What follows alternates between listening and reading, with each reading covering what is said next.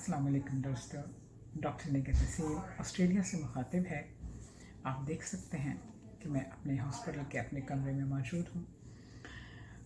दोस्तों, कोरोना के बारे में बात करनी है। आप जानते हैं कि कोरोना ने इस ग्लोबल विलेज को कितना मुतासिर किया हुआ है। आज ये जिम्मेदारी हम पर आ पड़ी है कि हम अपने साथी शहरियों के लिए की सेहत सलामती के लिए उतनी ही मेहनत और जद्दोजहद करें जितनी हम अपनी सेहत और सलामती के लिए करते हैं।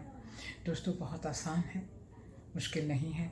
आप जिस मुल्क में जहाँ भी रहते हैं, आप उनके कवानीन को फॉलो करें, आप उनकी हिदायत को गौर से सुनें और उस पर अमल पैरा हों। घरों में रहें, ज़्यादा से ज़्यादा सोशल डिस्टेंस बनाए रखें और अपने घरों में सफाई रखें। और सबसे बड़ी बात, अपनी इम्यूनिटी पे ध्यान दें, अपने एक क़ुव्वत मदाफ़त को बढ़ाएं। दोस्तों, ये बज़ाहिर मुश्किल लगता है लेकिन आसान है। आसान हमें क्यों नहीं लग रहा कि हमने आज तक ऐसा सोचा भी नहीं है और ऐसा किया भी नहीं है। तो दोस्तों, ये वक्त है